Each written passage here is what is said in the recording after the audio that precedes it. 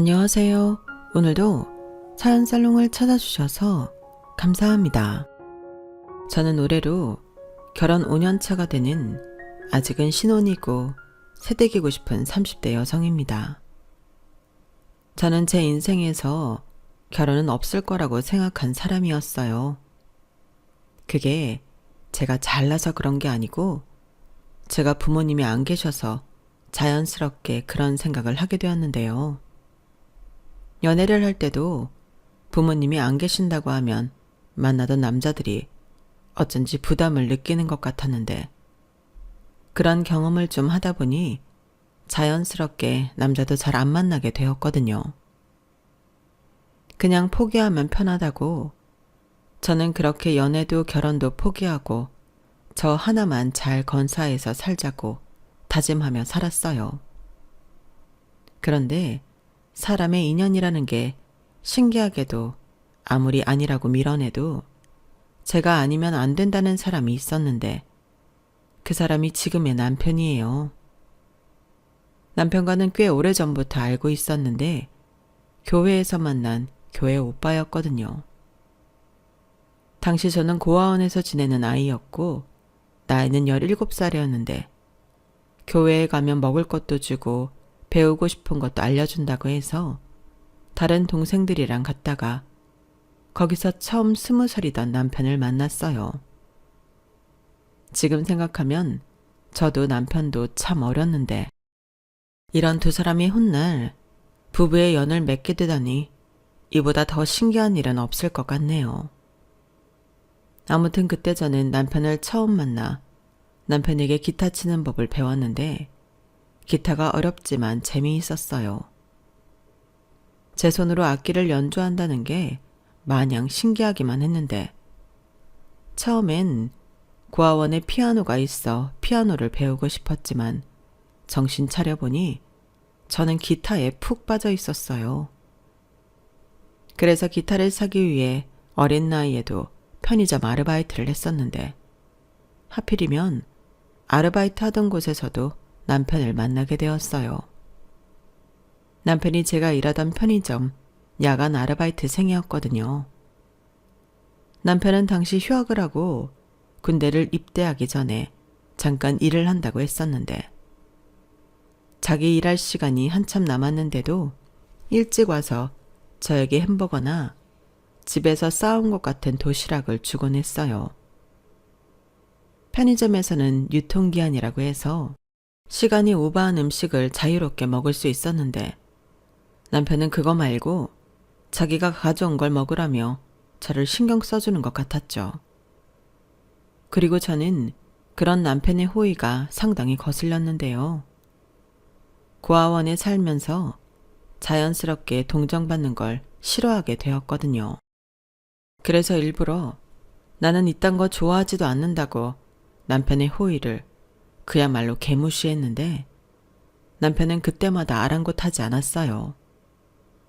그러면서 싸가지 없는 제 태도가 민망할 법도 한데 야, 너 편의점 음식 많이 먹으면 살만 찌고 돼지 된다. 이게 영양가도 별로 없고 칼로리만 많아. 오빠가 너 기껏 생각해서 사왔는데 진짜 1억이냐? 사람 정성을 봐서라도 좀 먹어줘라.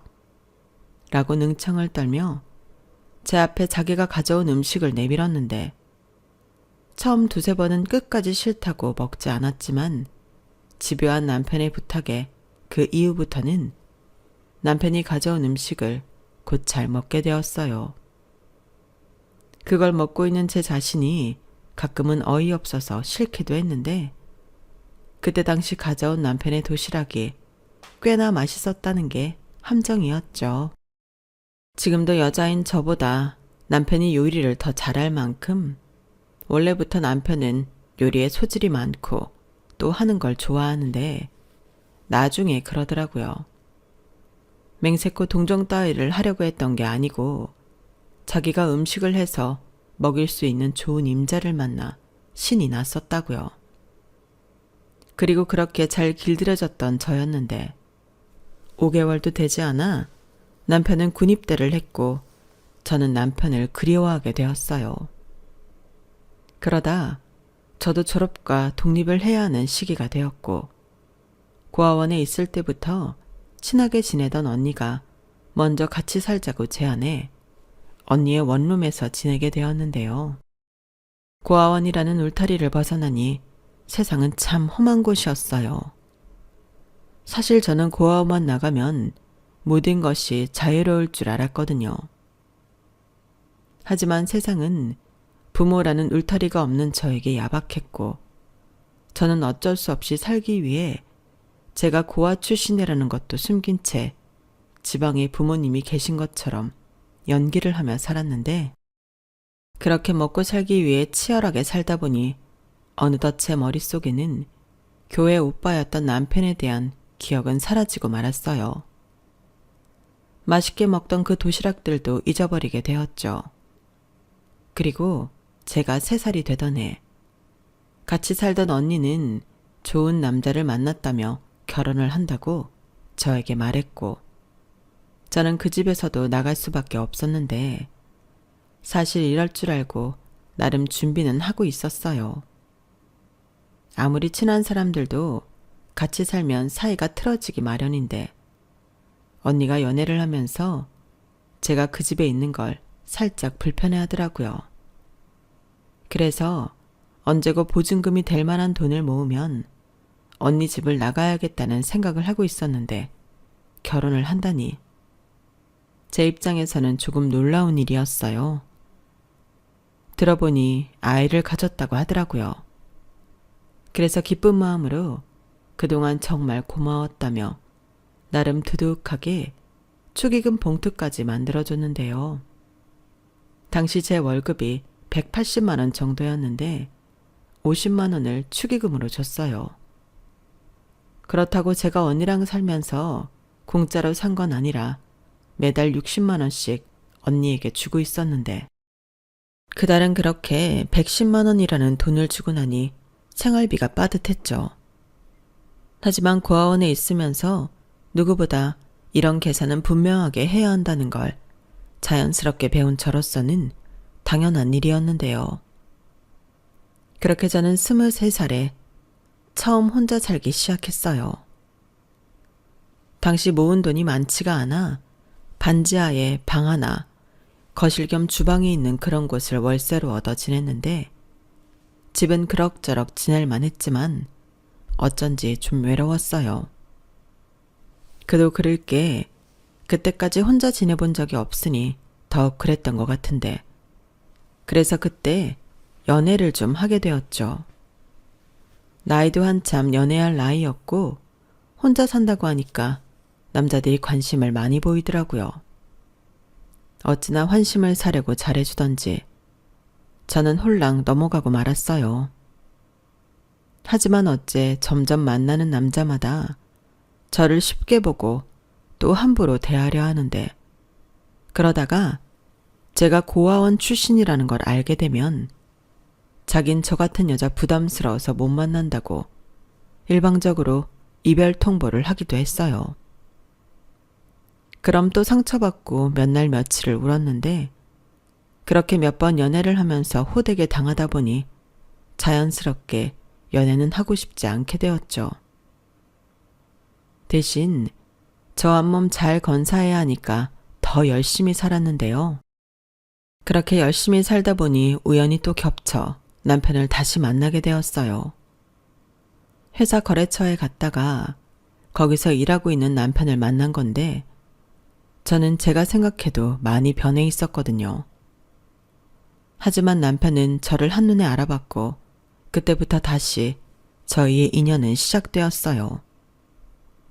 아니, 일방적으로 남편이 저를 쫓아다녔다고 표현하는 게 맞겠네요. 처음에는 반가운 동생을 만나 그렇다고 했지만 그 눈빛은 동생을 보는 눈빛이 아니었어요. 저도 그 정도는 알 나이였거든요.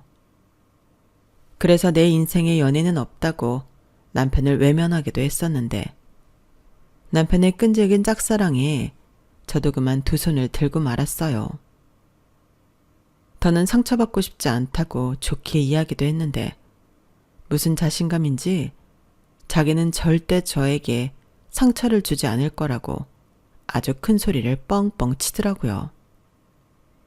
솔직히 그 말을 믿었던 건 아니었는데 제 안에서도 좋은 감정이 어릴 때부터 있어 그랬던 건지 남편을 더는 밀어내지 못했어요. 그렇게 연애를 4년 넘게 했고 그 전에도 남편은 불쑥불쑥 결혼 이야기를 꺼내긴 했는데 저는 일부러 못 알아들은 척 능청을 떨었죠. 결혼이라는 건 연애랑은 또 다른 이야기니까 겁이 났거든요. 하지만 남편은 잊을만 하면 결혼 이야기를 꺼냈고 자기 엄마가 저를 무척이나 궁금해한다며 집에 가자고 했는데 그때는 겁이 나서 이렇게 부담을 주면 헤어지겠다고 지레 겁을 먹고 달아나 버리니 남편이 아주 그쪽으로는 말도 하지 않게 되었죠. 그러다 보니 4년이라는 시간이 훌쩍 지났고 남편도 저도 나이가 제법 있게 되었는데 남편은 저한테 하도 혼나서 결혼의 결자도 꺼내지 않았지만 남편의 어머니, 즉 시어머니는 다르셨어요.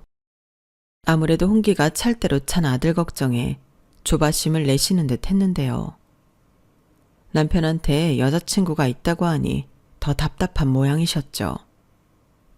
그래서 만나는 여자랑 결혼 얘기는 하는 거냐, 그 여자는 뭐 하는 여자냐 질문을 늘어놓으셨다고 했는데 남편이 답답한 마음에 제 이야기와 자기 마음을 얘기했나 보더군요.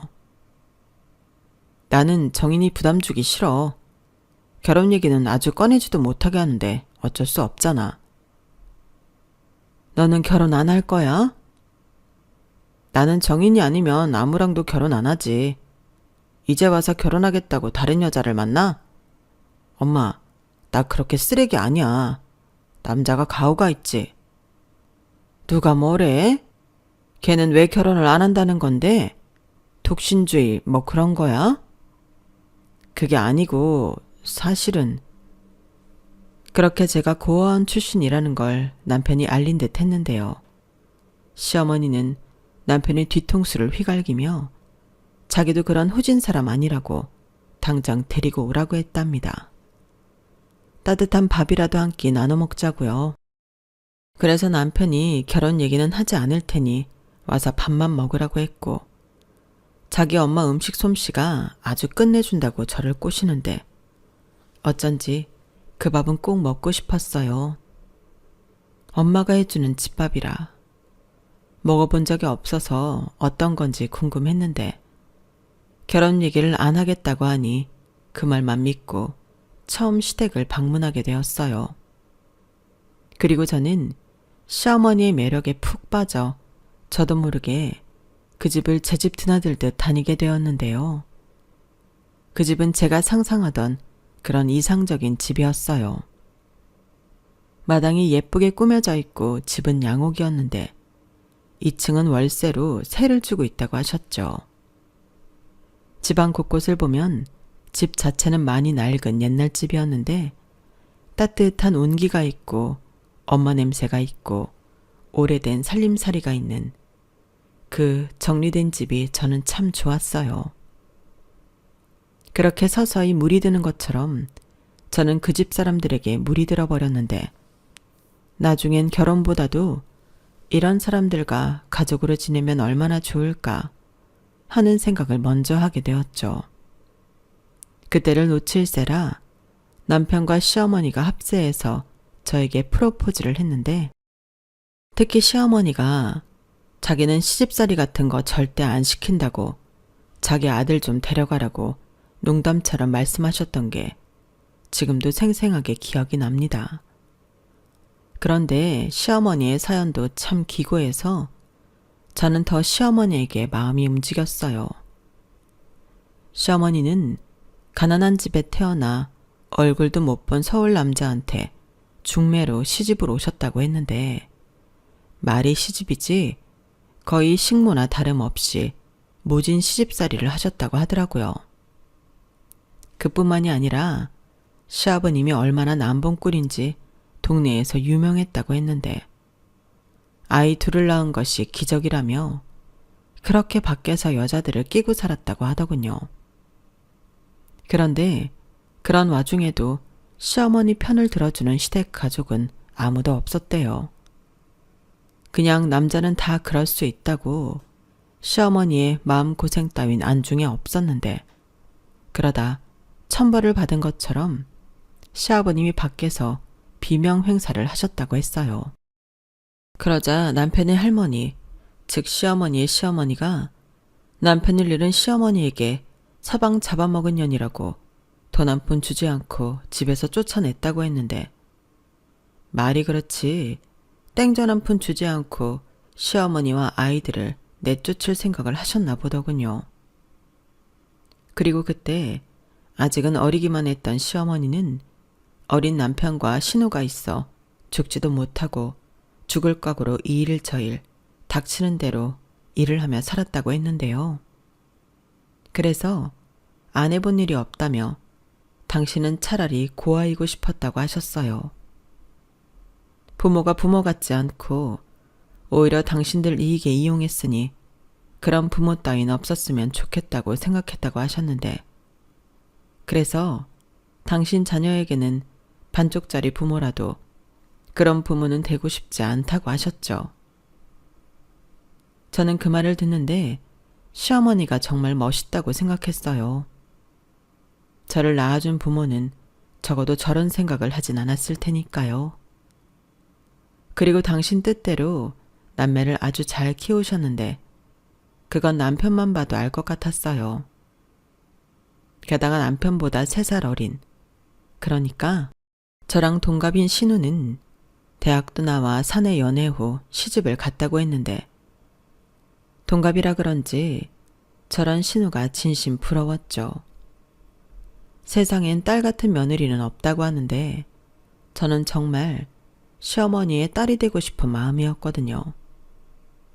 그만큼 시어머니는 저에게 한결같이 따뜻하게 대해주신 분이셨는데, 시어머니는 제가 만난 어른 중 저를 가장 편견 없이 품어주신 분이셔서 저런 분이라면 어머니로 여기고 살아도 좋겠다고 생각했죠. 거기에 남편에게도 어릴 때부터 고마운 마음이 있었다 보니 이런 사람들을 내가 마다할 이유가 더는 없다고 판단해 저는 남편과 결혼하기로 결심했는데요. 솔직히 시집가면서 거창하게 해간 것도 없는 저였는데 시어머니는 단 한 번도 그거에 대해 불만을 말씀하신 적이 없으셨어요.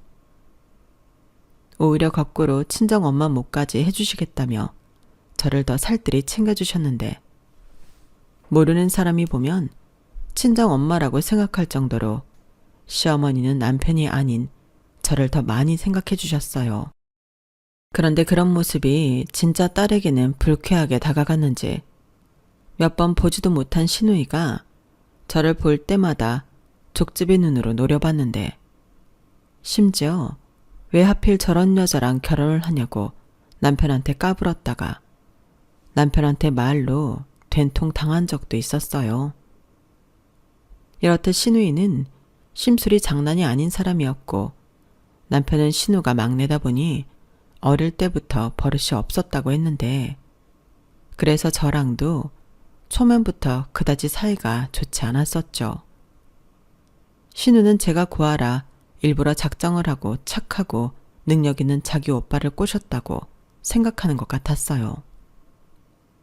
제가 무슨 꽃뱀도 아니고 그렇다고 남편이 재벌 2세도 아닌데 제가 고아라는 걸 꼭 걸고 넘어지고 싶어 하더라고요. 다행히 남편도 시어머니도 그런 신우를 보면 일부러 더 크게 혼을 내는 것 같았지만 그게 저에게 상처가 아니라면 그건 거짓말이었어요. 하지만 제 편을 들어주는 두 사람이 있었기에 금방 괜찮을 수 있었는데, 저 싫다는 신우는 그냥 안 보고 살면 된다고 생각해 버리고 살았죠. 그렇게 결혼 준비를 마쳤고 결혼식도 올렸어요. 첫 신혼집은 아파트 전세였는데 남편과 제가 전세 대출을 받고 돈을 모아 들어간 첫 집이었죠.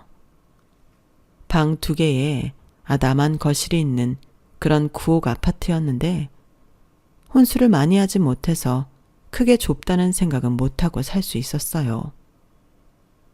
그리고 저나 남편이나 낭비하는 스타일도 아니고 돈 쓰는 걸 좋아하는 성격이 아니라서 그 뒤로는 내 집을 가져보자는 마음으로 두 사람 월급의 80%는 저금을 하며 살았는데요. 저에겐 한 가지 목표가 있었기 때문에 더 돈 모으는 거에 목숨을 걸었어요. 사실 저는 시어머니를 모시고 살고 싶었거든요.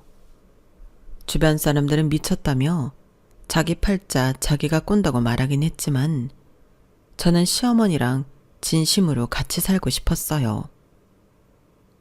평생을 부모님 없는 생활을 했는데 저도 부모님과 함께하는 그런 경험을 하고 싶었죠. 물론 남편은 마음은 고맙지만 더 시간이 지나고 우리가 아이를 낳거나 시어머니가 연로하실 때 하면 어떻겠냐고 저를 말렸는데요. 그건 좀 제가 싫었어요.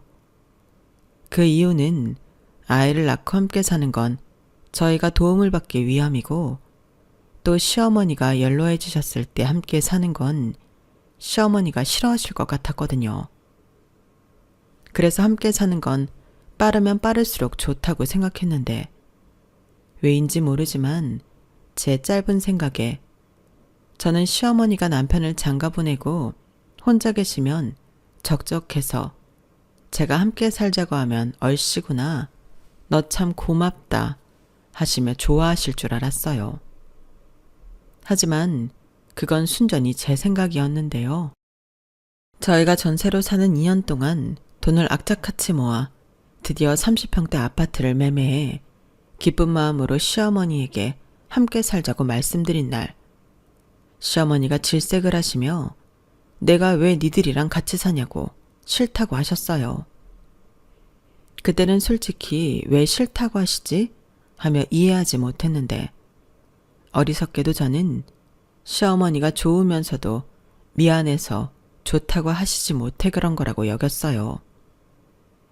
그래서 더 적극적으로 함께 살자고 말씀을 드렸는데 시어머니는 처음으로 저에게 얼굴까지 찌푸리시며 이렇게 말씀하셨어요. 어머? 얘가 진짜 왜 이래? 너 자꾸 끔찍한 소리 할래? 나는 이제야 내 생활하고 좋은데 뭘 같이 살아? 나는 싫어. 진짜 싫어. 왜요? 혼자 계시는 거 외로우시잖아요. 여기 1층도 새놓으시면 돈벌이도 하시고 좋죠. 아니, 하나도 안 좋아. 그리고 외롭긴 누가 외로워? 나는 지금이 내 평생 제일 편하고 좋다. 저녁 뭐 해야 하나 고민도 안 해도 돼. 힘들면 청소도 안 하고 TV 연속극만 봐도 돼. 나 배고플 땐 간단하게 먹어도 되고 세상 얼마나 좋은 줄 아니? 너는 왜 이 좋은 걸 나더러 그만하라고 하는 거야? 아니 저는 어머니가 이 사람 장가 보내고 쓸쓸하실까봐. 쓸쓸해? 내가 왜? 지나가는 똥개가 웃겠다. 나 하나도 안 쓸쓸해. 그러니까 괜히 그런 생각하지 말고 니들끼리 알콩달콩 살아. 우리 서로 노터치하고 살자. 원래 가끔 봐야 더 애틋하고 좋다고 했어. 이렇듯 시어머니는 제 예상과 달리 저희 합가 제안을 단칼에 거절하셨고 저는 어쩐지 시어머니의 거절이 내심 서운하게 느껴졌는데 나중에 생각해보니 시어머니 입장에서도 아직은 젊으시니 혼자 계시고 싶으실 수 있다고 이해하게 되었어요. 그러면서 같이 사는 건 좀 더 뒤로 미뤄야겠다고 생각했는데요. 정말 어이없게도 신우한테 한 소리를 듣게 되었어요. 누구 맘대로 자기 엄마랑 합가를 하냐며 다 지나간 일에 대해 개거품을 물고 저에게 따졌는데 너무 황당하더군요. 시어머니가 싫다고 하시기도 했지만 자기가 모실 것도 아닌데 저에게 화를 낸다는 게 너무 이상하잖아요. 그래서 혹여 제가 시어머니 재산을 노리고 그런다고 오해하는 걸까봐 그런 게 아니라고 설명까지 했는데 신우는 제 말은 들으려고 하지도 않더라고요. 하지만 그리 오래 걸리지 않게 저는 신우의 진짜 속내를 알게 되었는데 글쎄 신우가 아이를 임신했다고 하더군요. 거기까지는 기쁜 일이라 축하해 줄 수 있었는데 신우의 속셈은 친정 엄마인 시어머니가 자기 애를 봐줘야 하기 때문에 저희와 함께 사는 건 안 된다고 하는 거였어요. 신우 집이랑 저희 집은 경기도 남쪽에서 북쪽으로 꽤 거리가 있는 편이었거든요. 그러면서 덧붙여 한다는 말이 자기 엄마랑 합가를 하고 싶으면 베이비시터 값을 저희가 주던지 저희 부부가 시어머니를 신우 집에 출퇴근 시켜줘야 한다고 억지를 부렸는데 시어머니는 무슨 애를 자기가 보냐고 싫다고 당신 의사를 분명히 하셨어요. 그러니 신우의 말은 그야말로 어거지였는데 신우는 막무가내로 그럼 자기는 애를 어떻게 키우고 낳고 하냐고 자기 엄마한테 징징거리기 시작했어요. 그러자 남편이 네 애를 왜 엄마한테 봐달라고 하냐며 또 큰 소리를 냈고 임산부한테 왜 큰 소리를 치냐며 신우도 도끼 눈을 뜨고 남편한테 대들었는데 시어머니 표정이 좋지 않았죠. 그야말로 집안 분위기가 순식간에 개판이 되었으니까요.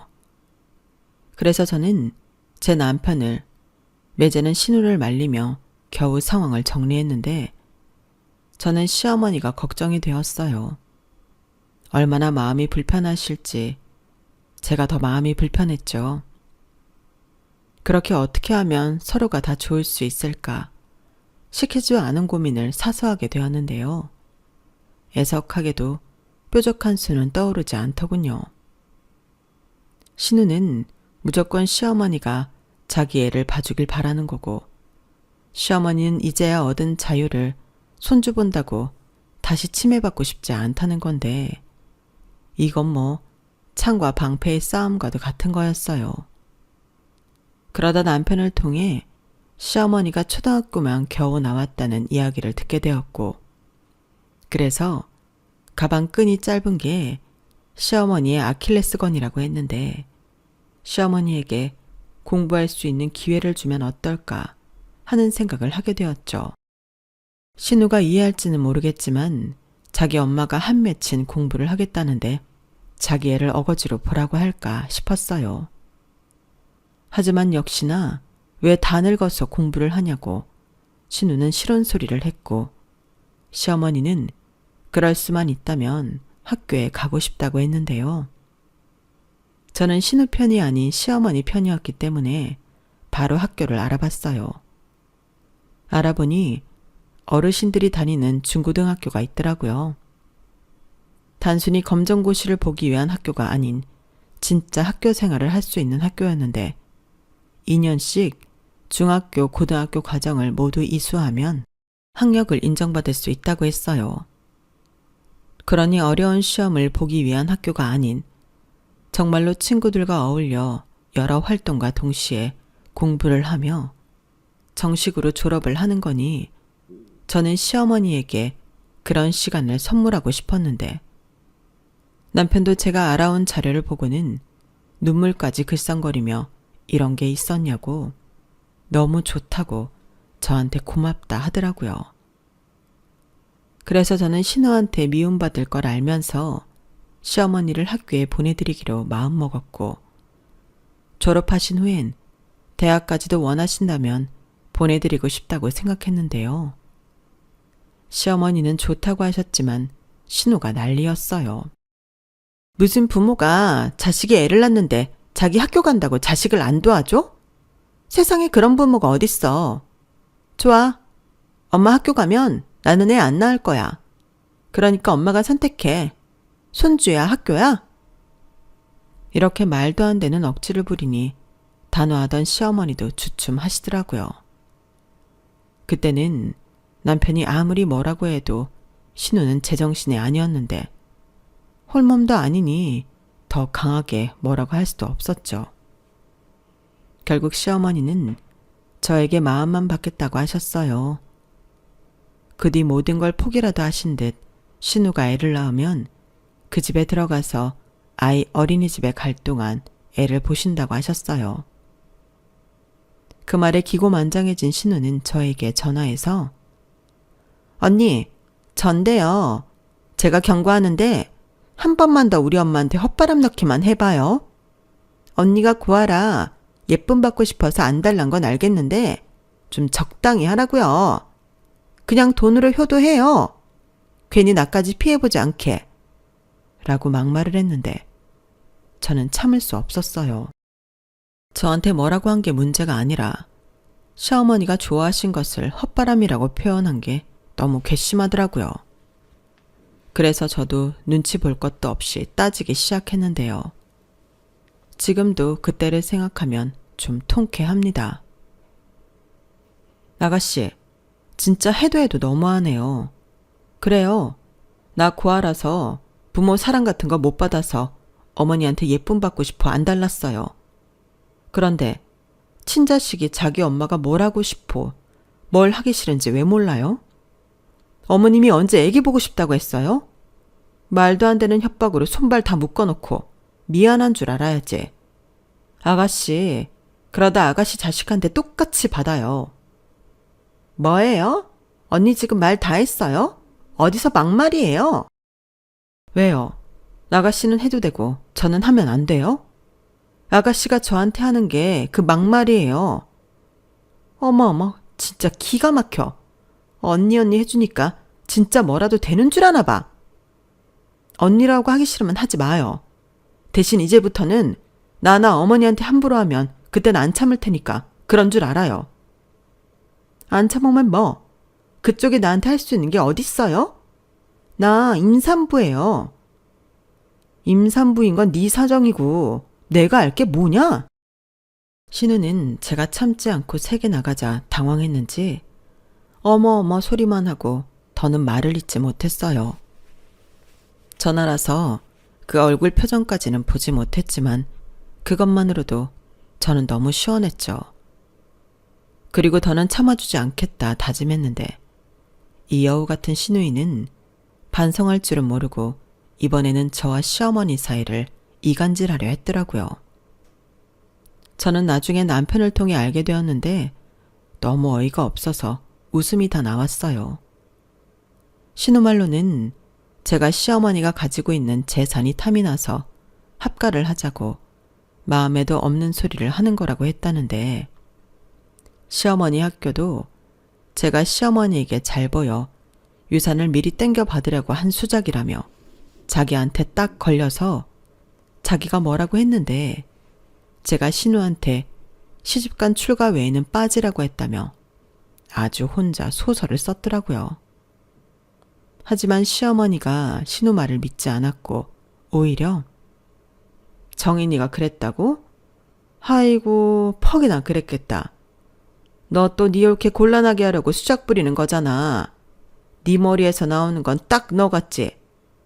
너는 조금 있으면 애 엄마가 된다는 애가 왜 그 모양이야? 라며 신우를 혼내셨다고 했는데요. 내친 김에 신우 집에 들어가기로 한 건 취소하겠다고 저희 집에 들어가시겠다고 폭탄 선언을 하셨어요. 그리고 저에게 전화해서 자기랑 같이 살고 싶은 거 지금도 유효하냐고 물으셨고 저는 당연하다고 단번에 말씀드렸는데 그날부로 남편이랑 뚝딱뚝딱 시어머니 모셔올 준비를 했어요. 아무래도 시어머니가 혼자 계시면 신우가 계속 들들 볶을 것 같아서 하루라도 빨리 모셔오고 싶었는데요. 저는 저희 집에 계시면서 학교도 다니실 수 있게 서류 준비에 들어갔어요. 그러자 그것까지는 예상하지 못하셨는지 시어머니가 많이 놀라셨는데 그건 일종의 운도 좋았던 거였어요. 학교라는 게 가고 싶다고 바로 들어갈 수 있는 게 아니잖아요. 시기상 입학이 가능했고 마침 티오도 있어서 다행스러운 일이었는데 시어머니는 마치 제가 엄청난 대단한 일을 당신에게 해준 것처럼 참 많이 기뻐해 주셨어요. 그걸 보는데 왜 그렇게 보람되고 하늘을 나는 기분인지 사실 별일이 아니라고 생각하며 준비한 일이라 더 그랬던 것 같았는데요. 남편이 그러더라고요. 정인이 네가 진심이라 그런 거야. 나도 엄마도 정인이 네 마음 너무 알겠어서. 나 진짜 어떻게 너 같은 여자를 섹시로 얻었지? 나는 전생에 나라를 구했나 봐. 아니, 우주를 구했나? 뭐가 그렇게 거창해? 난 진짜 그냥 내가 좋아서 한 행동인데. 그게 너라서 고마운 거야. 다른 사람들은 안 그래. 내 동생 봐. 지 생각만 하잖아.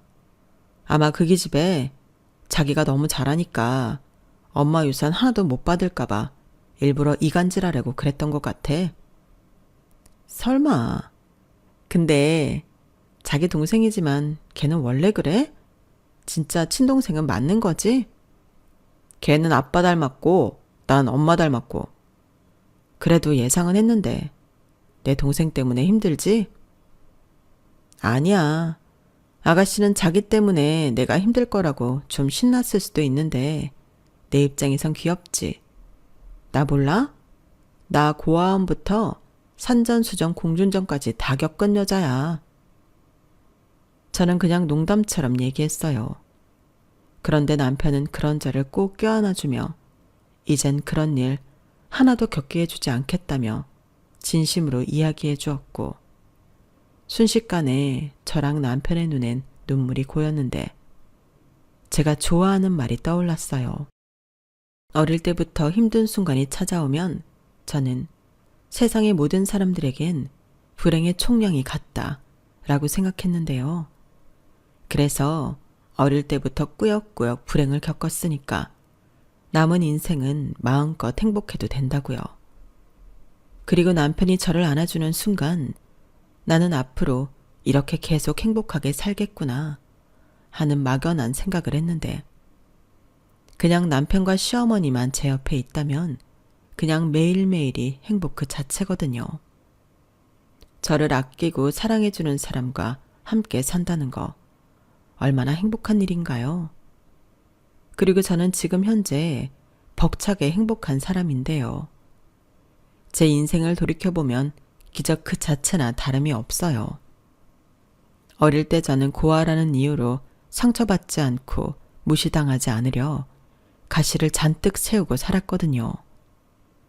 그런데 지금은 그런 가시가 필요가 없어져 사랑을 받을 줄도 알고 줄 수도 있는 사람이 되었는데 거울을 보면 달라진 제 얼굴에서 저는 매일 기적을 마주하는 기분입니다. 어릴 때는 기적이라는 말을 정말 싫어했거든요. 힘든 사람한테 희망 고문하는 거라고 생각했는데 세상에 정말로 기적은 있더라고요. 게다가 제 안에 새로운 생명이 자라고 있다는 사실을 얼마 전에 알게 되었는데요. 처음 아이의 심장 소리를 들었을 때 저는 저절로 감사의 눈물을 흘렸네요. 저희 부부는 아이를 참 오래 기다렸거든요. 그리고 이제는 포기해야 하나 그런 마음을 갖고 있었는데 엄마 아빠 애간장을 다 녹이고서야 저희 아이가 찾아왔어요. 아직은 오래 기다려야 할 만남이지만 제 안에 또 다른 심장이 뛰고 있다는 것이 저는 또 기적을 선물 받은 듯 감사하기만 합니다. 정말로 불행의 총량 법칙은 어쩌면 맞는 것일 수도 있는 것 같아요. 그동안 많이 불행했으니까 이젠 저도 좀 차고 넘치게 행복해도 된다고 여러분들이 많은 축하와 응원해 주셨으면 좋겠어요. 그리고 한 가지 더 기쁜 소식이 저희 집에 있는데요. 저희 시어머니가 연애를 시작하셨어요. 제가 보내드린 학교에서 만난 2살 연하 남자 친구인데 얼마나 매너가 좋은 신사인지 몰라요. 신우는 집안꼴 잘 돌아간다며 또 심술궂은 난장을 부렸지만 자기만 남편이랑 행복하라는 법 있나요? 저는 시어머니한테 신경 쓰지 마시라고 했어요. 인생은 한 번뿐인데 하고 싶은 건 다 해보고 가야 억울하지 않죠? 덕분에 요즘 저도 두 분이 데이트도 하시고 도서관에서 공부도 하시는 모습을 옆에서 지켜보며 덩달아 설레기까지 한대요. 역시 사랑에는 나이 따윈 상관없는 것 같아요. 게다가 저는 시어머니 학교 뒷바라지를 하는 게 보람이고 행복인 사람인데 시어머니 얼굴이 하루가 다르게 피어나시는 모습이 저의 자랑이죠. 그런데 얼마 전 시어머니가 저에게 고마움의 표시로 줄 것이 있다시며 통장 하나를 저에게 건네셨는데 그 통장에 제법 많은 돈이 들어있어서 깜짝 놀랐어요. 그래서 저는 통장의 액수를 확인하는 순간 눈이 휘둥그레져서는 이게 뭐냐고 다시 돌려들었는데 시어머님은 싱긋 웃으시며 내가 살던 집 정리했다. 마침 거기가 재개발이 된다고 떠들썩해서 값을 잘 쳐줬어. 그래서 이때다 싶었지. 이 돈 너 가져. 라고 저에게 그 통장을 다시 주셨어요. 물론 저는 싫다고 몸서리를 쳤지만 시어머님은 막무가내로 제가 받아야 한다며 기어코 제 주머니에 당신의 통장과 도장을 넣으셨는데 그 통장에는 10억 가까운 돈이 들어있었거든요. 그 돈이면 시어머니 노후 자금으로 쓰시면 좋을 것 같은 액수였는데 시어머니는 이 돈을 저에게 꼭 주고 싶다고 하셨어요. 그러시면서 당신은 저를 만나 너무 많은 걸 받았다며 고맙다고도 하셨는데요.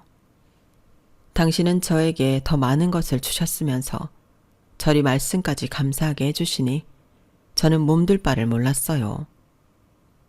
거기에 시어머님은 당신이 저를 만나 다시 태어난 기분이라고 하시면서 옛날에 당신은 남매 키우는 것이 유일한 낙이고 삶의 이유였다면 지금은 온전히 당신을 위해 살고 있는 것 같아 예전 꿈 많던 어린 시절로 돌아간 기분이라고도 하셨는데요.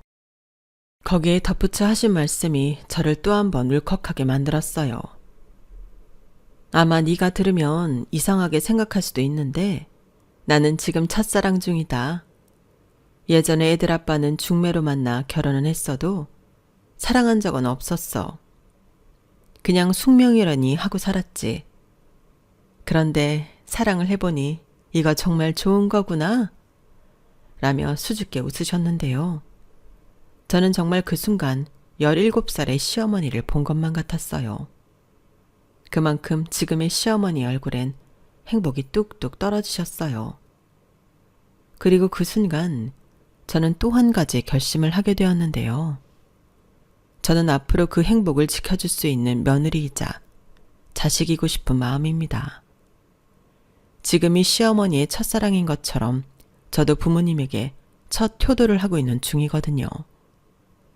그렇게 첫 경험을 하고 있는 우리 두 사람이 지금 마음 그대로 아주 오래오래 건강하게 함께할 수 있었으면 좋겠습니다. 신우는 그 이후 조카를 한 명 더 낳았어요. 그리고 신우의 첫 딸은 신우랑 똑 닮은 딸인데요. 그 조카가 정말 날이 가면 갈수록 지 엄마 하는 짓을 똑같이 따라하더라고요. 그래서인지 신우는 벌써부터 자기 딸한테 호되게 당하고 있는데 아마 신우가 더 늙으면 신우보다 더하면 더했지 덜하진 않을 것 같아 다행이에요. 사실 저는 신우가 자기가 잘못한 걸 평생 모르고 살면 어쩌나 살짝 걱정했거든요. 그런데 어린 조카를 보니 그런 걱정은 하지 않아도 될 것 같았는데 다음엔 조카를 보면 잘한다고 장난감이라도 좋은 걸로 하나 사줘야 할까 봐요. 그런 거 보면 정말로 부모는 아이의 거울이라는 말이 맞는 것 같으네요. 조카와 신우를 보며 저는 제 아이 앞에서 더 좋은 모습만 보여줘야겠다는 생각을 덤으로 하게 되더군요. 그리고 태어날 아이를 생각하면 저희 아이는 저 말고 아빠와 할머니의 따뜻한 마음씨를 닮았으면 좋겠는데요. 엄마 닮아 산전수전 겪지 말고 평화롭게 화목한 가정에서 웃음 많은 아이로 그렇게 키우고 싶은 바람입니다. 아마 시어머님이 계시니 저희 아이는 가정교육 하나는 잘 받을 수 있겠죠. 앞으로 더 복닥복닥하고 화목해질 저희 집을 상상하며 제 사연은 여기서 마치도록 하겠습니다. 그리고 제가 세상을 많이 산 건 아니지만 마지막으로 꼭 하고 싶은 말이 있는데요. 힘든 시간을 오래 지내온 한 사람으로서 이유 없이 불행한 사람은 없었으면 좋겠어요. 요즘 어렵고 힘드신 분들 정말 많으신데 우리가 살고 있는 이 세상이 조금 더 따뜻하고 마음 편히 웃을 수 있는 그런 세상이 되길 간절히 바라는 마음입니다. 우리 아이들이 살아갈 세상은 지금보다 더 살만한 세상이길 바라며 지금까지 함께 해주셔서 대단히 감사드려요. 늘 건강 잘 챙기시고 소소한 행복 많이 누리시며 오늘 하루도 기쁨이 넘치는 하루가 되시길 바라겠습니다. 안녕히 계세요. 여러분, 사연 댓글에 응원과 현명한 조언 부탁드려요. 좋아요와 구독은 저에게 큰 힘이 됩니다. 오늘도 좋은 일 가득하세요.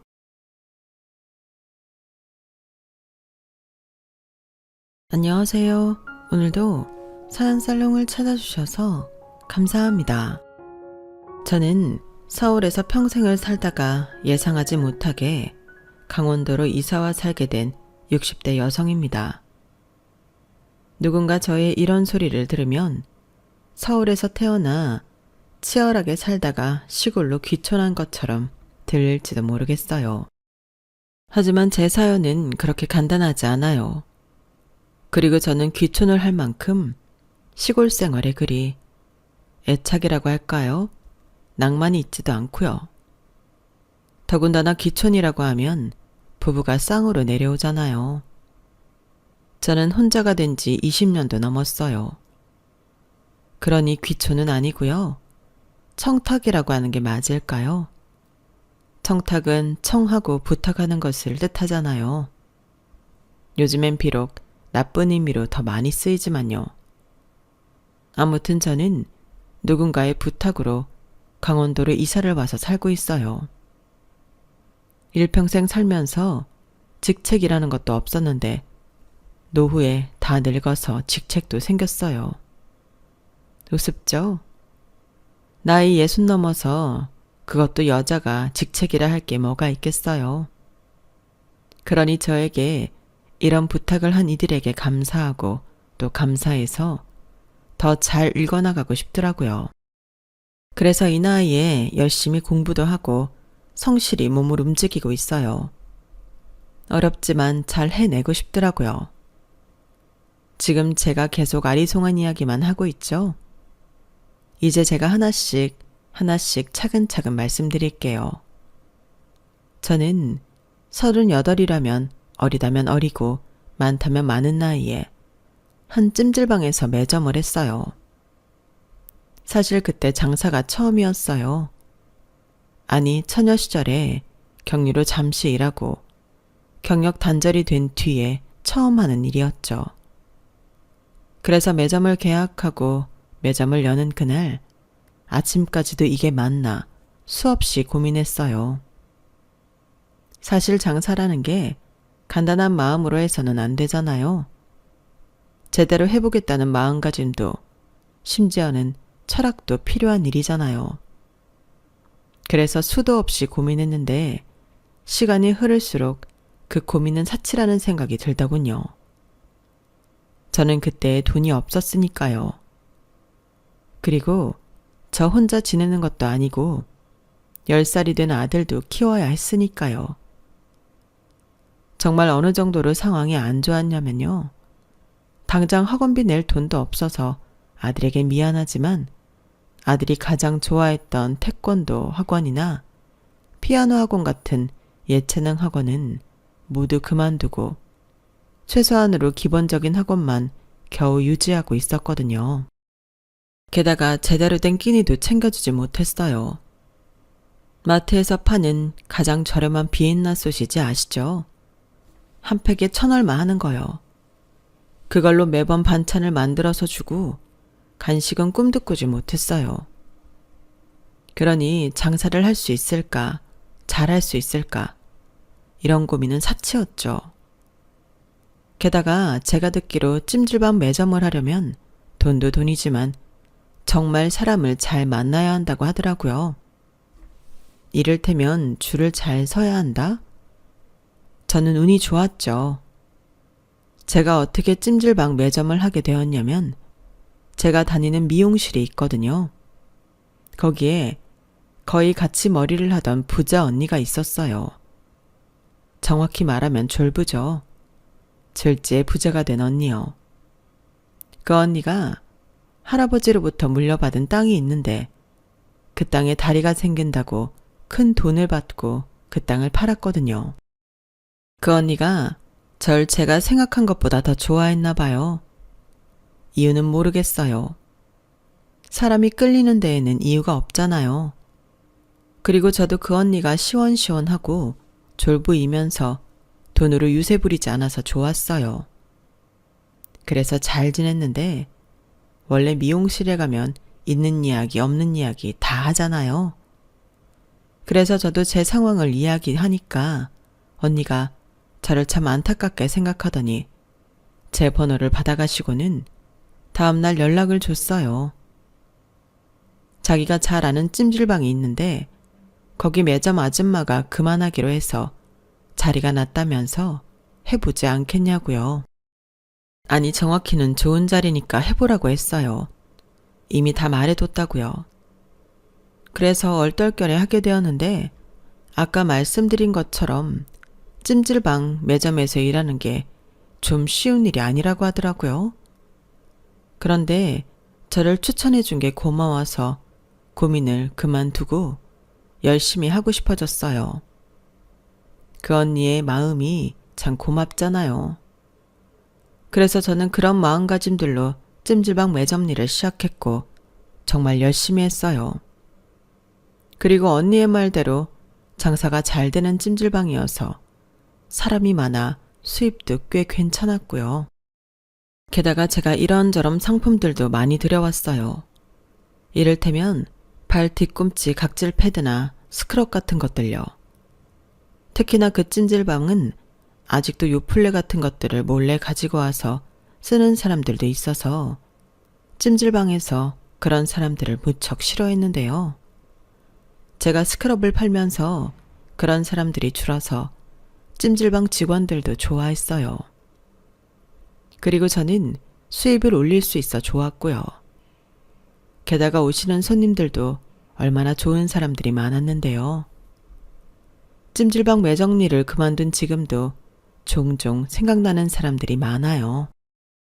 일단 미용실 언니요. 그 미용실 언니가 그 찜질방 단골이라고 했잖아요. 그 언니가 꼭 친구들을 데려와서 매점에서 이것저것 사게 했어요. 자기가 좋아하는 동생이라고 저를 소개하면서요. 그리고 찜질방 직원분들도 좋았어요. 저를 매점 아줌마라고 하대하지도 않았고 늘 이모님이라고 부르면서 친근하게 대했죠. 그리고 다른 단골 아주머니들도 찜질방 매점답지 않게 물건이 좋다면서 항상 칭찬을 해주셨죠. 그리고 엄마, 아빠, 아이들 이렇게 가족 단위로 오면 얼마나 예쁜지요. 그런 가족들이 오면 꼭 아이들에게 주문을 시키는 거 아시나요? 그럼 저는 예뻐서 맥반석 달걀 하나라도 더 주려고 했어요. 그럼 아이가 감사하다고 꾸벅 인사를 하는데 얼마나 예쁜가요? 저는 아직도 한 아이를 기억해요. 찜질방에 자주 오는 아이였는데 부모가 있었는지 할머니 혹은 할아버지가 왔는지는 기억이 안 나요. 그런데 꼭 혼자 와서 맥반석 계란 3개를 시켰거든요. 키가 닿지 않아 까치발을 하고서 주문을 했어요. 계란 3개 주세요. 5살밖에 안 된 애가 그렇게 말하는데 어찌나 예쁘던지요. 그래서 저는 그 아이에게 매번 식혜를 주었어요. 그러면 그 아이는 세상에서 가장 무해하고 예쁜 미소로 저에게 감사하다고 말했어요. 그리고 싹 비워서 반납했죠.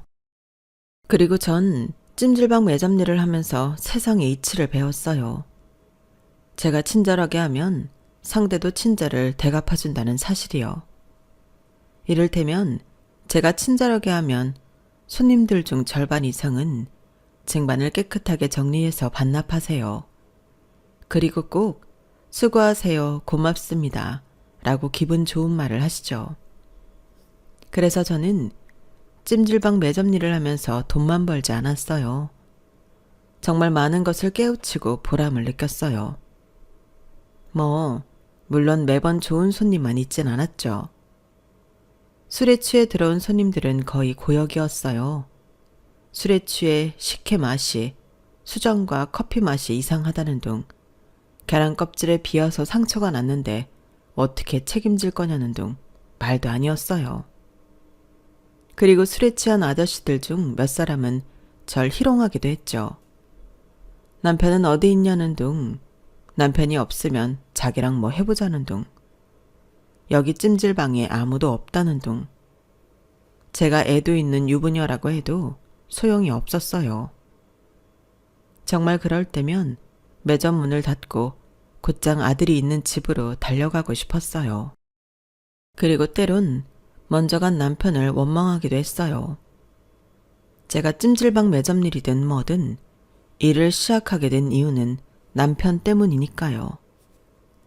저는 남편과 사별한 이후에 돈이 없어서 아들을 책임져야 해서 일을 시작한 거니까요. 잠깐 저희 남편 이야기를 할까요? 저희 남편은 자동차 공장에서 현장직으로 근무했어요. 저와는 제가 경로 일을 하고 있던 회사에 선임의 소개로 만나게 되었고요. 처음 만났을 때부터 저는 남편과 결혼을 하겠구나 생각했어요. 현장직이라고 해서 편견이 있었는지 멀끔한 사람일 거라 기대는 하지 않았는데 약속 장소에 나온 남편은 꽤나 멀끔하고 준수했고 말도 조리 있게 잘하고 선했어요. 제가 무엇보다 선한 사람을 좋아하거든요. 선한 사람에게는 선한 영향력이 나온다고 생각해서요.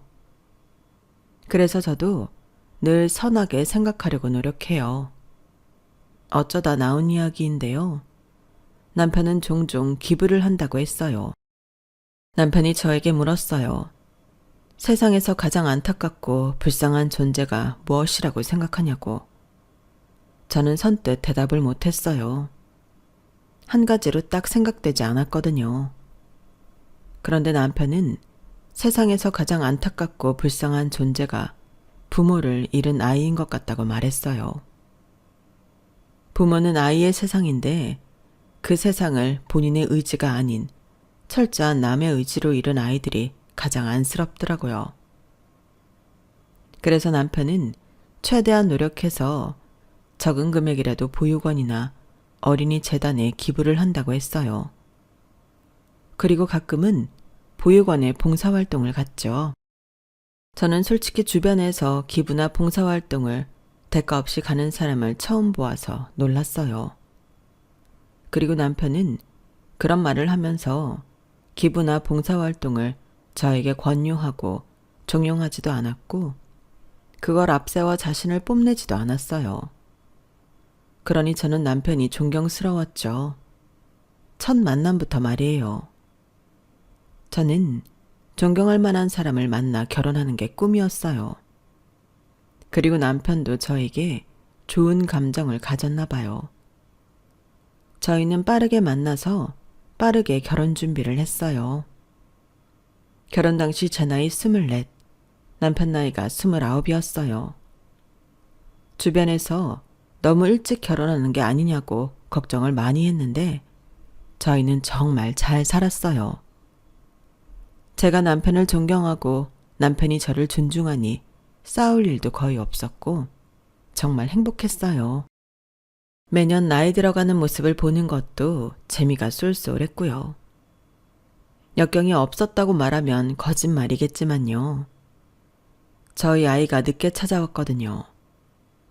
결혼을 하고 꾸준히 노력했는데도 4년이 지나서 아이가 찾아왔어요. 난임이었죠. 저희는 아이를 절실히 원했어요. 남편도 그렇고 저도 그렇고 아이에 대한 욕심이 컸어요. 남편은 느꼈을까요? 아이들에게 애정이 넘쳐요.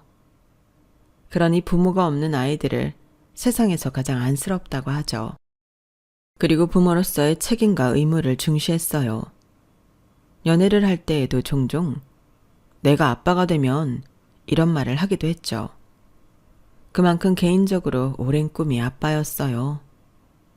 저는 그 모습을 보면서 진지하면서도 희망에 부풀어 미소 짓는 그의 모습을 보면서 남편의 아이를 갖고 싶었어요. 생각해보면 저는 간단히 아이를 낳겠지 라고 생각은 했어도 갈망하진 않았거든요. 그런데 남편의 그런 모습에 그렇게까지 생각하게 되었어요. 그런데 난임이라니. 저희 부부는 정말 힘든 4년을 보냈어요. 어느 정도였냐면요. 남편은 저와 결혼을 하고도 기부와 봉사활동을 그만두지 않았는데요. 저도 가끔 보육원에 봉사를 하러 가면 예쁜 아이들이 많잖아요. 그래서 입양을 해야 하나 이런 생각까지 들었어요. 조급한 마음에요. 저는 많이 조급했어요. 남편과 저의 꿈을 이루기 위해 새로운 인생의 한 페이지를 만들기 위해서요. 하지만 남편은 제 앞에서만 그런 건지 여유로웠어요. 더 노력해보자고 했어요. 더 노력해보고도 되지 않으면 입양이나 다른 방법은 그 이후에 생각해보자고요. 그렇게 천천히 노력했어요. 그동안 병원의 힘을 많이 빌렸죠. 그렇게 4년 만에 임신에 성공했어요. 그때 저는 너무 기뻐서 며칠을 울었어요. 남편도 그때 처음으로 제 앞에서 눈물을 보였고요. 종교도 없는데 하늘에 감사했어요. 임신 중에도 얼마나 조심했는데요. 저는 거의 누워 있었어요. 남편과 산책을 하는 시간만 빼면요. 고된 일은 남편이 다 했어요. 운동화 끈 묶는 게 안 되어서 그것조차 남편이 해주었죠. 전 정말 배부른 공주가 된 기분이었어요. 그리고 제가 안정적인 만큼 아이도 안정적으로 자랐어요. 난임 판정을 받고 가진 아이라 걱정했는데 정말 다행스럽게도 아이는 10개월을 꼬박 채우고 세상 밖으로 나왔어요. 그때의 감격도 잊을 수가 없죠. 그러니 난임으로 고생하던 그때를 역경이라고 할 수 없어요. 과정이었을 뿐. 그리고 정말 역경은 따로 있었어요.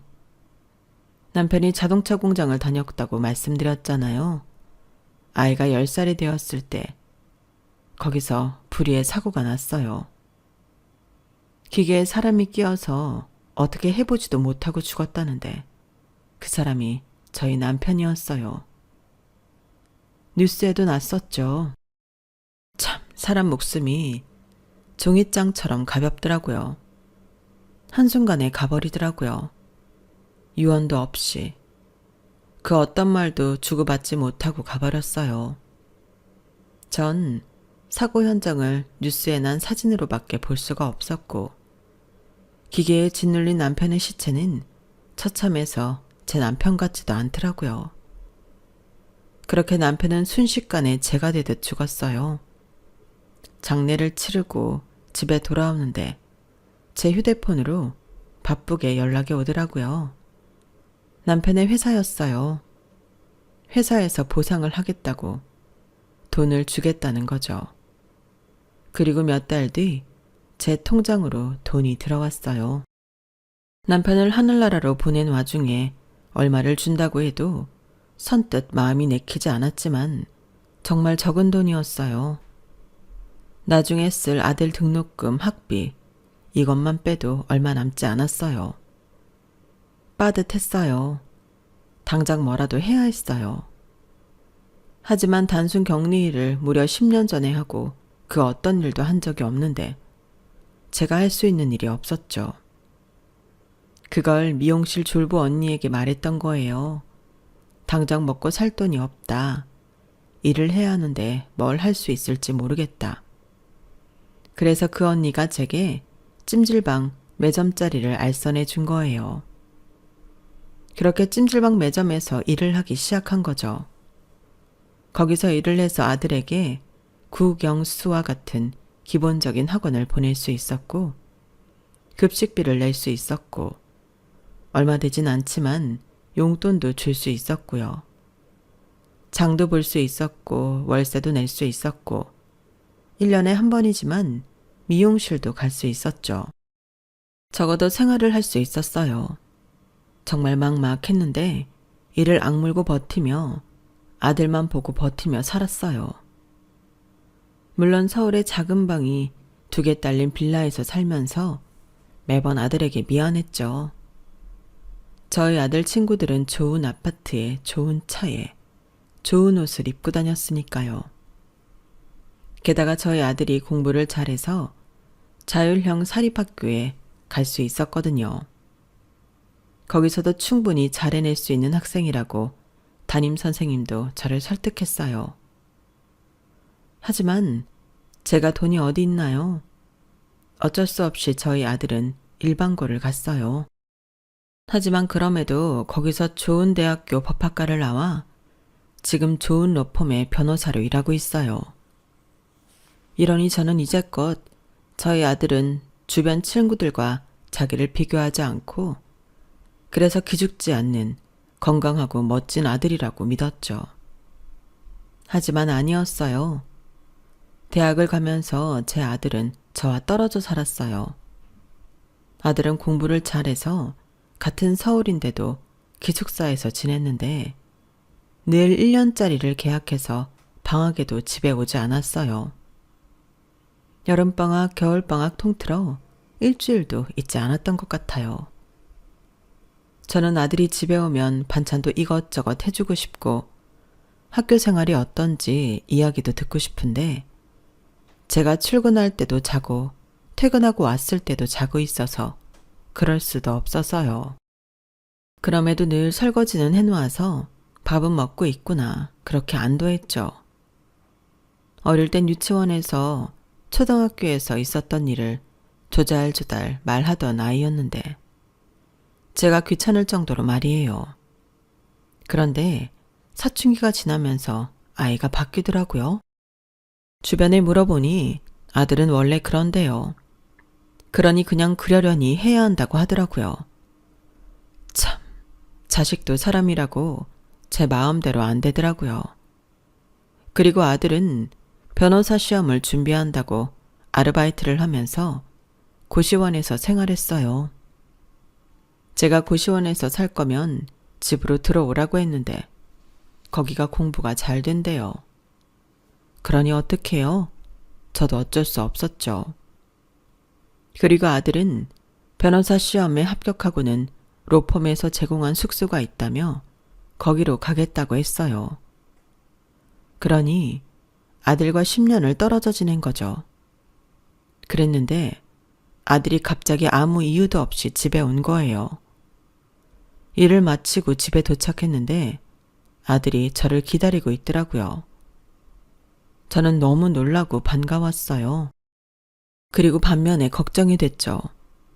무슨 큰일이 있어서 찾아온 게 아닌가 해서요. 그런데 아들의 입에서 나온 말은 뜻밖이었어요. 아들이 결혼을 하겠대요. 결혼하고 싶은 사람을 만났다고요. 올해 당장 결혼하고 싶은데 저보고 상견례할 시간이 되냐고 묻는 거예요. 저는 정말 너무 황당했어요. 이제껏 아들이 결혼을 하겠다고 생각하지도 않았을 뿐더러 아들이 애인이 있는 줄도 몰랐거든요. 하지만 저는 너무 기쁜 나머지 이것저것 아들에게 물어봤어요. 어떻게 만난 건지, 어떻게 생긴 여자인지, 몇 살인지, 뭐 하는 여자인지. 그러니 아들이 웬일로 차근차근 말해주더라고요.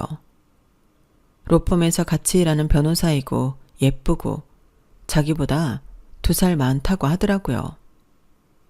그리고 아들은 같이 찍은 사진까지 보여줬어요.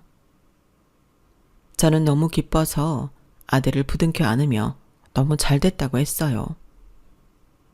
너무 잘됐다 은평아. 좋은 사람이지? 네가 골랐으니 좋은 사람이겠지. 엄마는 아무 날짜나 상관없어. 미리 말해주면 엄마가 시간 뺄게. 벌써부터 설레인다.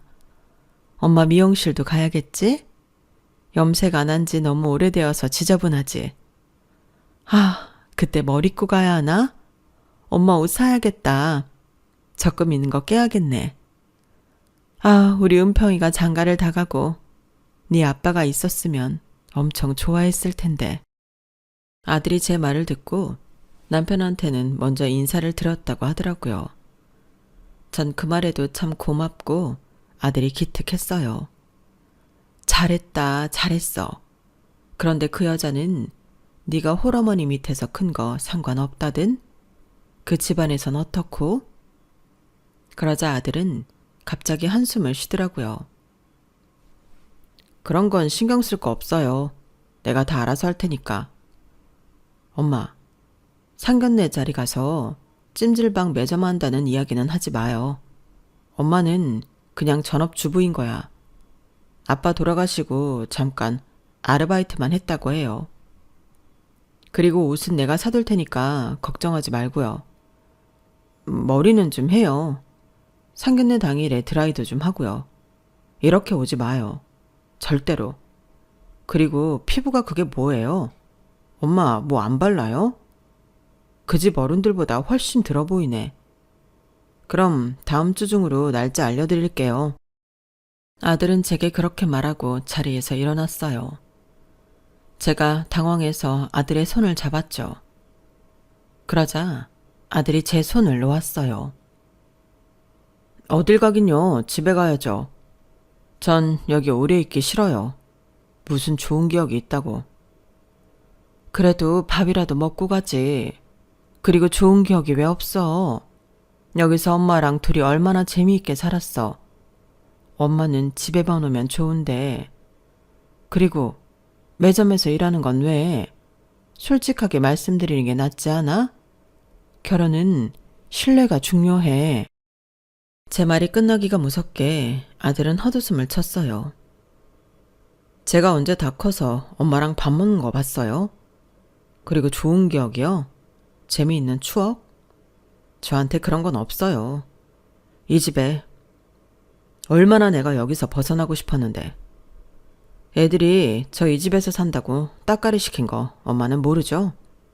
모르니까 그렇게 말하지. 내가 안 삐뚤어진 거에 엄마는 감사하게 생각해요. 내가 안 삐뚤어지고 죽어라 공부해서 변호사 된 거에 감사하라고요. 알겠어요? 그리고 매점에서 일하는 거 알아서 뭐 어떻게 달라지는데요? 그 집에서 나나 엄마나 무시하기나 하지. 결혼은 신뢰라고요. 변호사로서 말씀드리는데 신뢰가 모든 걸 이야기하란 소리는 아니에요. 감출 건 감추고 안 드러내도 안 쪽팔린 것이나 말하는 소리지. 그러며 아들은 절대 찜질방 매점에서 일한다는 소리를 사돈어른 앞에서 하지 말라고 단언을 했어요. 그리고 집을 나섰죠. 저는 아들이 나간 뒤로 한동안 멍했어요. 아들이 저를 부끄러워하고 있던 걸 이제서 알아차렸으니까요. 게다가 주변 친구들도 아들이 이 빌라에 살고 가난하다는 이유로 무시해 따까리를 시켰다뇨. 저는 그 친구들이 누구인지 알아내서 당장 그들 부모에게 자식 교육을 똑바로 시키라고 말하고 싶었어요. 하지만 결국 이 모든 문제의 근원은 저였어요. 제가 버젓한 직장이 있었더라면, 저에게 능력이 있었더라면, 제가 돈을 많이 벌고 있거나 물려받을 유산이 있었더라면, 그럼 뭔가 달라졌을 것 같다는 생각이 들었거든요. 그리고 나중엔 죽은 남편도 원망스럽더라고요. 남편이 죽지 않았더라면 저희가 이렇게 될 필요가 없었잖아요. 하지만 이내 불의의 사고로 죽은 남편까지 원망하는 제가 못나 보이더라고요. 그렇게 결국 상견례 당일이 되었어요. 저는 아들이 택배로 보내준 명품 옷을 입고 미용실에서 드라이를 한 뒤에 아들을 기다렸죠. 아들의 차가 보였어요. 차를 언제 바꿨는지 고급 외제차더라고요. 그리고 조수석에 타려는데 조수석에 사진에서 본 여자가 있었어요. 여자는 저를 보고 고개만 까딱하고 앞을 봤어요. 저는 대충 인사를 하고 문을 닫았어요. 꼭 볼일을 보고 있는 화장실 문을 연 것 같은 기분이 들더군요. 저는 뒷좌석에 탔어요. 아들은 제게 한마디도 안 했죠. 그리고 그 여자도 저에게 한마디도 안 하더군요. 그 둘은 저는 알아들을 수 없는 법률적인 이야기를 했어요. 그러면서 자기들끼리 웃고 떠들었죠. 그리고 한 고급 일식집에 아들은 차를 세웠어요. 저는 어색한 구두 때문에 자꾸 넘어질 뻔했어요. 그러자 아들이 저에게 다가왔어요. 제대로 좀 걸어요. 부끄럽게. 그리고 아들은 다시 결혼할 여자에게 갔고 그 여자는 아들의 팔짱을 꼈어요. 아들과 결혼할 여자가 앞장서서 들어갔어요. 저는 뒤따라 걸었죠. 그리고 종업원이 안내한 룸으로 들어가니 한 부부가 앉아 있더군요. 정말 아들이 말한 대로 중년 여자는 저보다 더 젊어 보였어요. 순간적으로 저는 졌다는 생각이 들더라고요. 게다가 저는 쪽수도 모자라잖아요. 일단 전 남편이 없고 저쪽은 여자의 동생으로 보이는 남자도 있었거든요. 제가 마지막으로 앉았어요. 그러자 제 아들이 이제껏 본 적 없는 미소로 저를 소개하는 거예요. 오랜만에 뵙습니다. 장모님 장인어른. 이쪽은 제 하나뿐인 어머니십니다. 오늘 오신다고 머리에 힘 좀 주셨는데 지금 집에서 쉬고 계십니다. 소개가 끝나자 아들 여자친구가 자기 부모님을 소개했어요. 목소리가 부드럽고 명랑했어요. 여자친구의 아버지는 모 고등학교 교장 선생님으로 있고 여자친구의 어머니는 전업주부였어요. 그렇게 소개하며 여자는 저를 똑바로 보고 이렇게 말했어요. 계속 집에 있으셨던 건 아니고 저희 할아버지가 주류 업체 하셨었는데 회장이요. 그 회사에서 부장급으로 있으셨어요. 지금은 할아버지 돌아가시고 저희 삼촌이 하시고요. 그래도 그 회사에 지분도 있고 임원이시랍니다. 그 말은 마치 저보고 들으라는 것 같았어요. 저는 고개를 끄덕이고 물을 마셨죠. 그리고 여자친구는 자기 남동생을 소개했어요. 남동생은 법원에서 근무를 한다네요. 저는 남매를 참 잘 키우셨네요. 라고 한마디 했어요. 그러자 여자친구의 엄마가 호호 웃었어요. 아니에요. 원래 부모가 애들 원하는 건 다 해줘야 마땅하죠. 안 그러면 부모 자격도 없죠. 안 그래요? 저희 딸이 다른 여자애들보다 취업이 늦어요. 근데 그게 다른 게 아니라 얘가 해외에서 살고 싶다고 해서 연수라고 갔는데 여행이나 다름없이 실컷 놀다 왔어요. 그런데 들어보니까 그댁 아드님은 은평이는 해외에 나간 적이 없다면서요? 그래도 차기 변호사들 애였는데 보내셨어야죠. 안 그래요? 저는 뭐라고 대꾸할 말이 없었어요. 해외라는 건 저희 모자 인생에서 찾기 어려운 단어였으니까요. 사실 아들 키우면서 다른 지방여행도 못했는데 해외여행이 가당키나 하나요?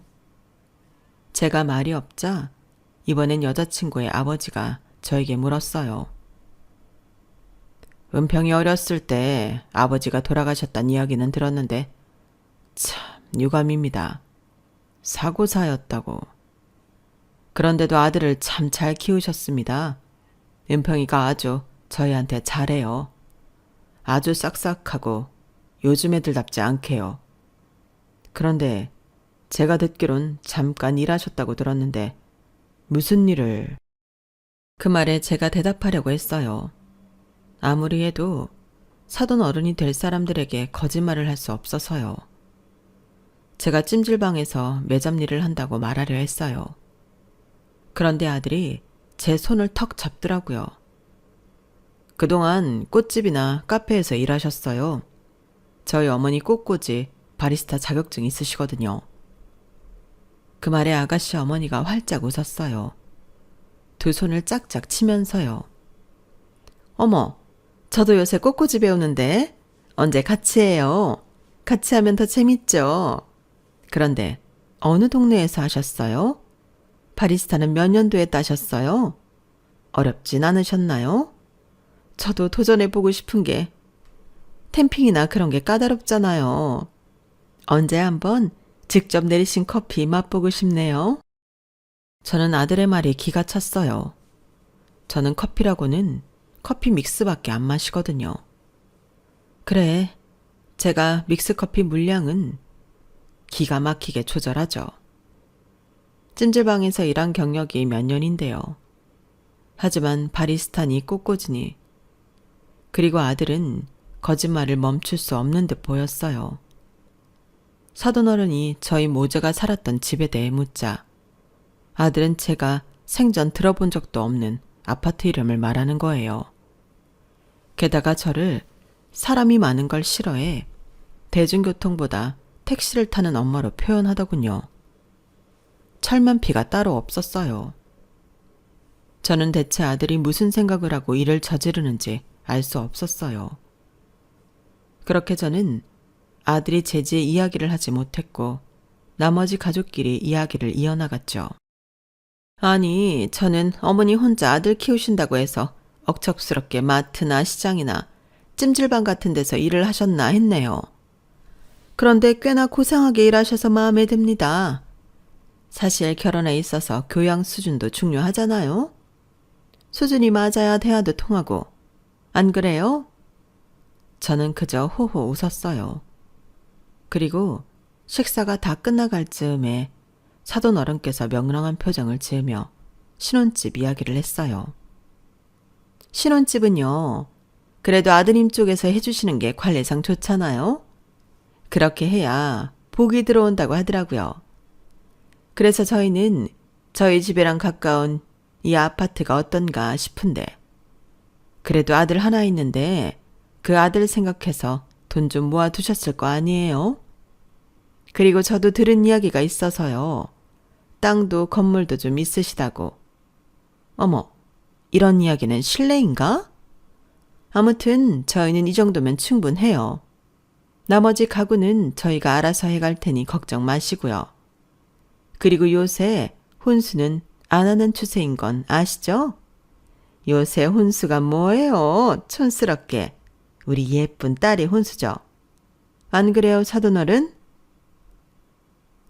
저는 상견례에서 돌아가면서 아들 차 조수석에서 아까 사돈어른께서 말한 아파트 시세를 찾아봤어요. 그런데 정말 말도 안 되는 가격이더라고요. 그래서 제가 운전하는 아들 옆에서 호들갑을 떨었어요. 아들, 큰일이다. 이 아파트 시세가 엄청나네. 우리 이 돈 평생 만져보지도 못했고 본 적도 없어. 어떻게 하냐? 이 집 아니면 결혼 안 시키겠다고 하는 거 아니냐? 대출 받아도 턱없이 부족하다. 그 집에서 엄청 기대하는 것 같은데 어떡하니? 그러자 아들은 한숨을 쉬었어요. 집은 신경 쓰지 마요. 나중에 어른들 만나면 제대로 말이나 해요. 엄마가 해준 거라고. 아니, 대체 가난한 거 티내려고 작정했어요? 음식 나올 때마다 휘둥그레져서는. 그리고 왜 이렇게 억척스럽게 먹어요? 배부르면 안 먹으면 되지. 그놈의 아깝다 타령. 그거 엄마 돈으로 한 거 아니잖아. 그러니까 그냥 남기면 된다고요. 그리고 내가 그때 피부 가지고 한 소리 했으면 피부 관리라도 받고 오던지 아님 보톡스라도 맞던지. 내가 진짜. 아니, 무슨 가난한 게 자랑이야? 왜 티를 못 내서 안달이에요? 그리고 아까 찜질방 매점에서 일한다고 말하려고 그랬지. 그러지 좀 말라니까요. 어디 가서 그런 소리 하기나 해봐. 누가 제대로 대접해주냐고. 정말 답답해서. 그리고 그 옷 집 가면 바로 놔줘요. 대여한 거니까. 가져다 줘야 해. 저는 아들의 말에 기가 죽었어요. 하지만 그 말은 무슨 뜻인지 알고 싶었죠. 여자친구 어머니께서 제게 한 말이요. 알겠어, 미안하다 아들. 그런데 내가 땅이며 건물이며 있다는 말은 또 뭐니? 그러자 아들은 조금 당황한 것 같았어요. 어차피 말은 맞춰야 하니까.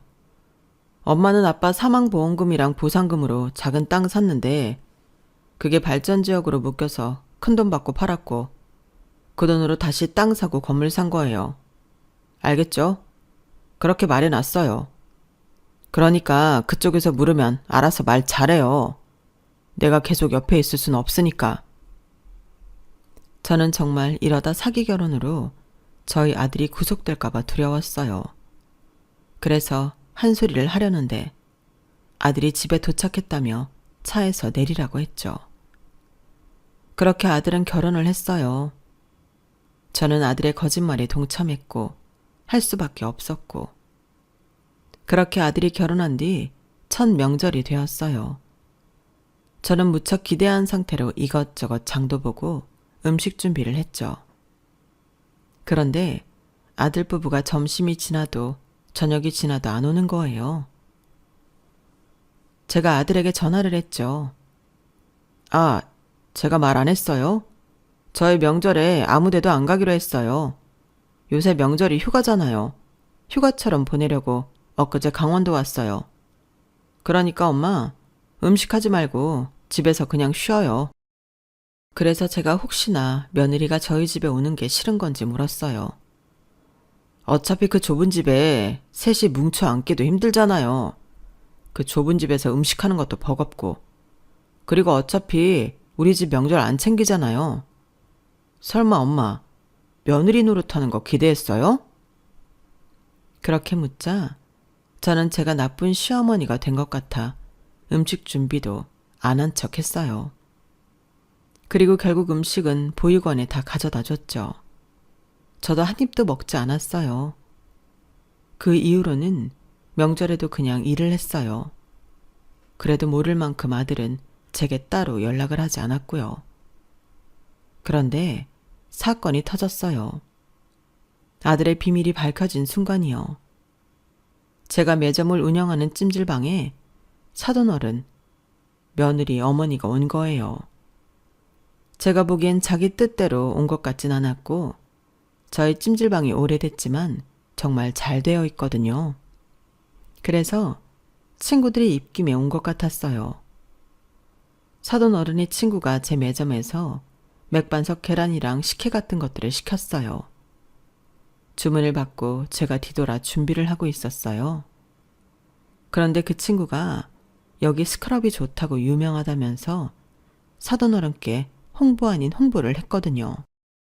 그래서 저도 홍보 차원에서 말을 하려고 뒤돌았어요. 그때 눈이 마주친 거죠. 그때 사돈어른은 정말 놀란 것 같았어요. 저도 분명 놀랐고요. 그래서 한동안 서로 눈만 마주치고 아무 말이 없었는데 친구가 아는 사이냐고 물으니 사돈어른이 깜짝 놀랐어요. 내가 어떻게 이런 매점 아줌마를 알겠어? 나는 살면서 이런 찜질방은 처음이라니까? 그런데 내가 어떻게? 아우, 야, 어디 가서 그런 말 함부로 하지 마.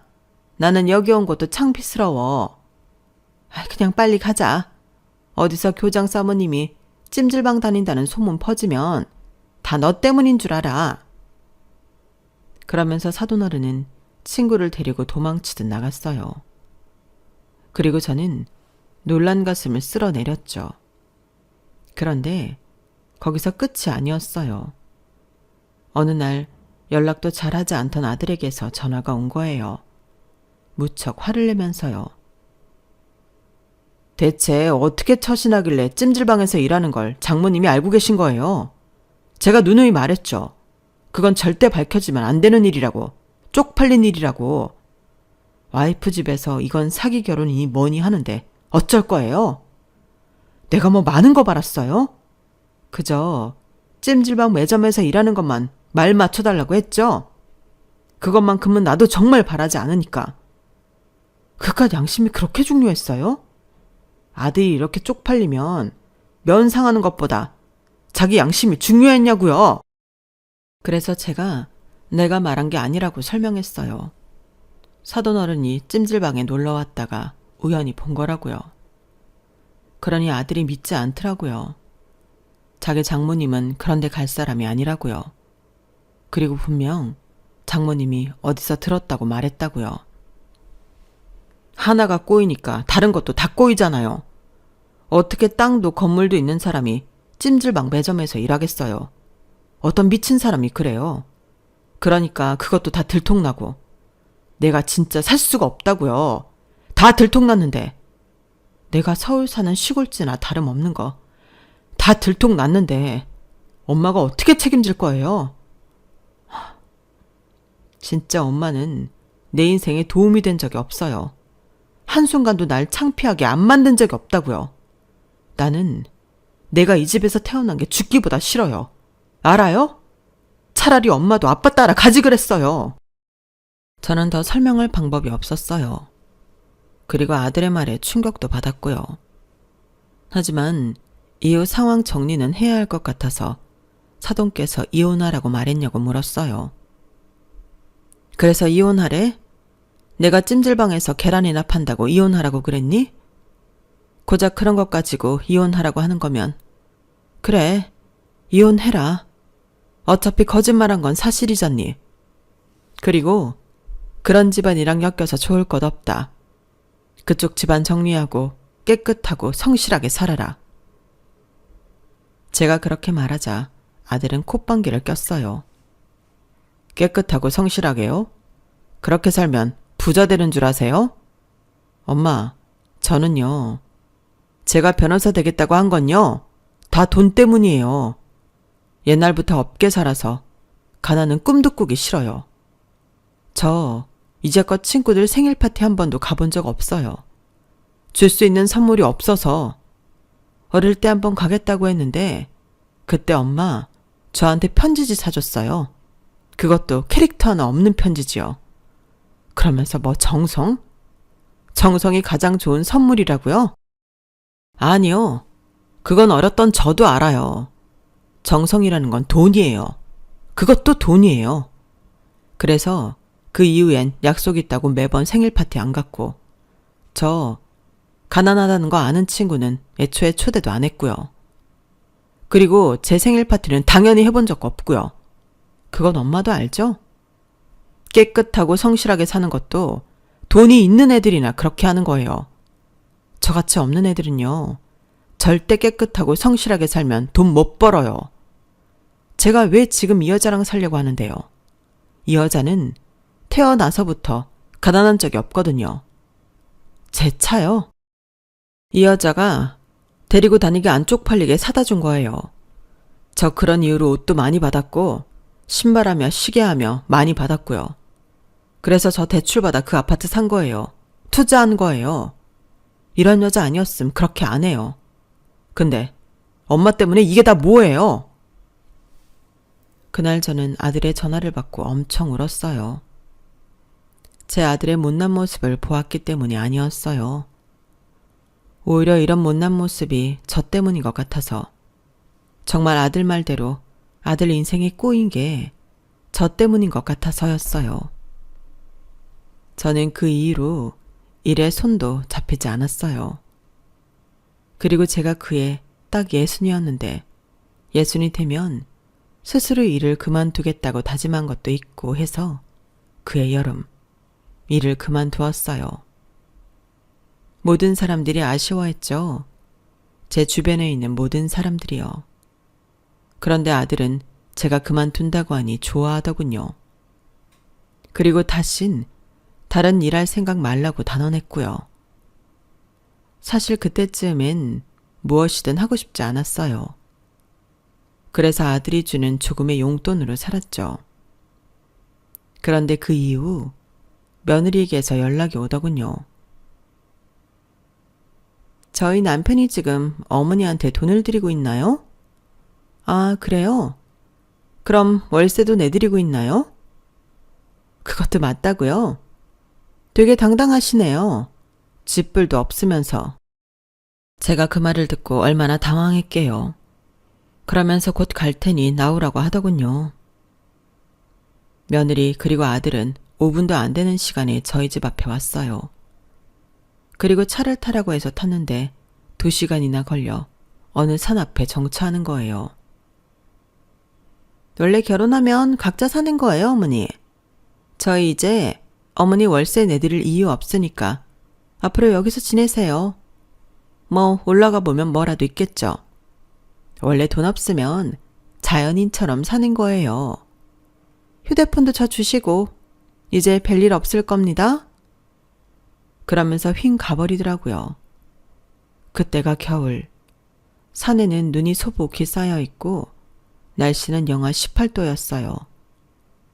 저는 가난하면 돈 없으면 이라는 며느리 말에 트집 하나도 잡을 수 없어 산에 올라 누군가 버린 비닐하우스에서 이틀을 굶었어요. 이대로 죽어도 상관없겠다 싶었어요. 그렇게 시야가 흐려지던 그때 누군가 저를 부르더군요. 구조대였어요. 저는 구조대의 도움으로 겨우 얼어 죽지 않았어요. 그리고 응급실엔 아들 부부와 제가 아는 얼굴이 있었죠. 저희 남편이 생전 기부와 봉사활동을 많이 했다고 말씀드렸죠. 그리고 결혼 생활을 하면서 저도 가담했다고요. 저는 남편을 생각하며 꾸준히 일을 그만둘 때까지 조금이라도 봉사를 했어요. 그런데 그 재단 이사가 앞에 있는 거예요. 통 연락이 안 되어서 물어보니 그만두셨다고요.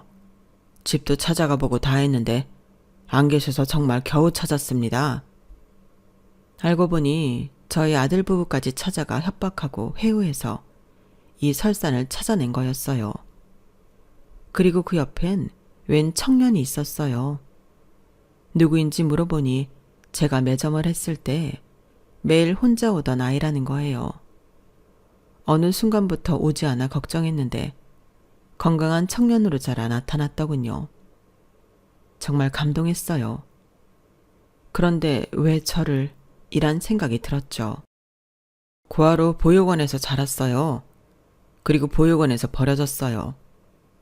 학교에서 끝나면 찜질방에 몰래 들어왔는데 거기 있던 분들이며 특히 아주머니 덕분에 배 곪지 않고 살 수 있었어요.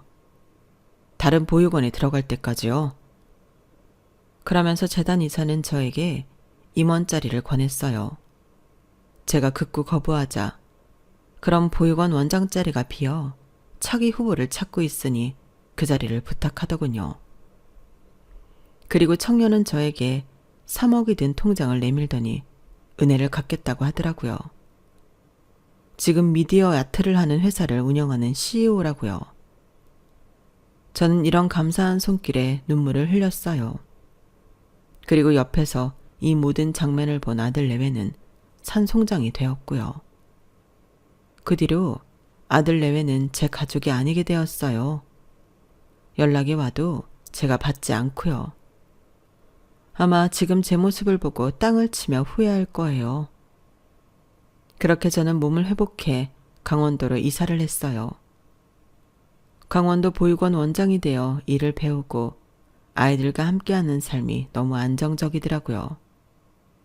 그리고 매년 명절마다 그 청년도 보육원에 와서 봉사를 하는데 친절하고 다정한 재단 사람들도 그렇게 모두 가족 같더라고요.